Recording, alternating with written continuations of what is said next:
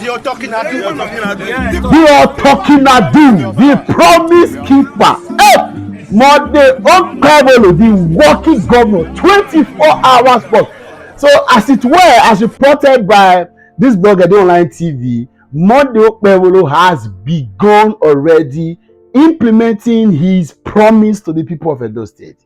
And in less than 24 hours, breaking records, he's flagged off the commencement of road construction for 3 roads: the Temboga Univen Road, the Obarejawa Road, and then there's a third one, the Kiwa Road. 3 roads already being flagged off by his government. Of course, that is remembering that there have been 2 other very significant executive instructions. One of them is an order stopping all revenue collectors, both legal and illegal, stopping them. And of course, the appointment of the SSG, the Attorney General, and the Commissioner of Health. Of course, 2 of those appointments subject to ratification by the State House of Assembly. Well done, my governor. Well done, well done. I'm proud of it. This is what we are saying. However, while I was watching this video, it just gave me some form of nostalgic feeling of the Osunbor's era in the 2007-2008 period, right? It was like deja vu. A lot of you may not have been so privileged as I was at that time, quite young, but began my very solemn interest in the political dynamics of our society, and I followed that news. I remember, of course, there are some of these conversations are beer parlor, but it sounded like it became true when some other things began to fall into place. For example, hearing that former President Olusegun Obasanjo had promised, right, the people of Europe, where his wife came from, that if they allow him bury his wife in altar, he would give them the next governor, make the next governor of Edo State come from there, somebody from there. And then at that time, it was almost a popular belief that Chief Tony Aneni, the old pussycat who was the godfather of politics, the PDP politics everywhere in Nigeria, had anointed Odion Ogbesa, who at that time was a member of the State House of Assembly. However, in a swift reaction, after the president was reminded of his promise to the Stella Obasanjo and the Wekwe people, it became clear that the candidate of the PDP,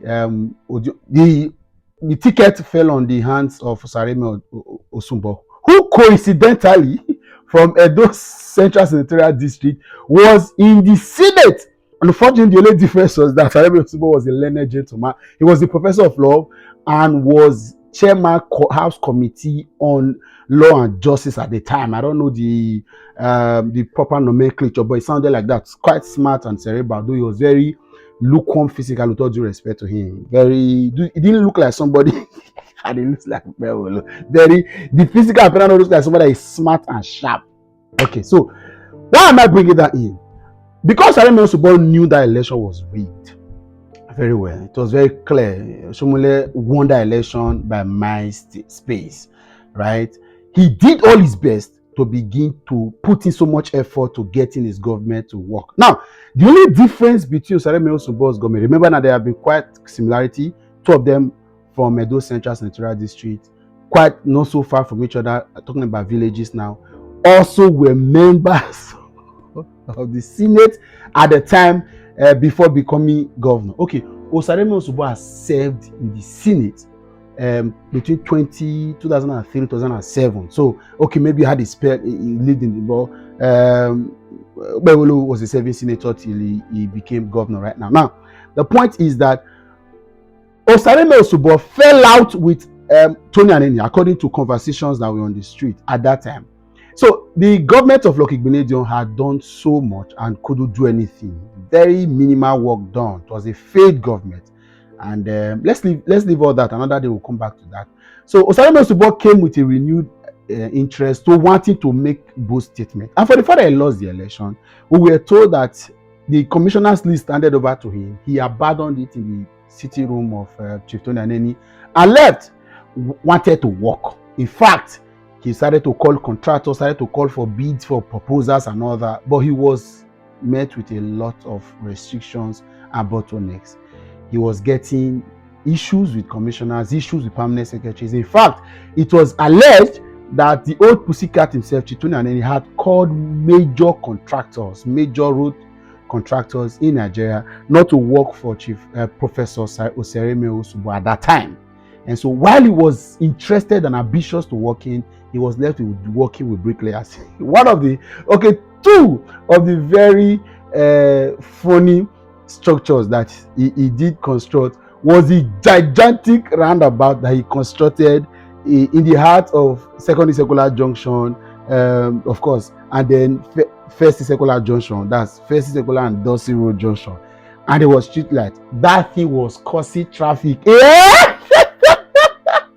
I remember that time somebody say, "Which guy governor be this?" And look at it.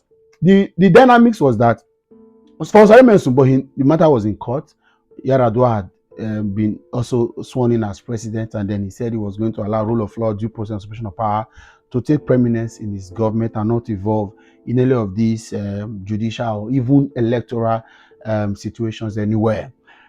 But he thought that the court would call for a rerun, so he wanted to put in so much effort to see what he can do to at least be able to leave a mark in the hearts of the people. So just in case there's a rerun, he could be voted for. Unfortunately, the court did not call for a rerun. The court went on to ask for cancellation of his mandate and asked that a certificate of return should be returned to the rightful owner, that's Osunbor. Now, I see Okpebholo trying to play that same script. Unfortunately, whether it is a promise from the judiciary to say do as much as you can in case, because there are quite large disparity and you cannot take away the fact. You have to be quite foolish or stupid to knowing that some of these things, there are no case at all. There is a case. However, our judicial system is what is giving people like him the confidence to say nothing will happen.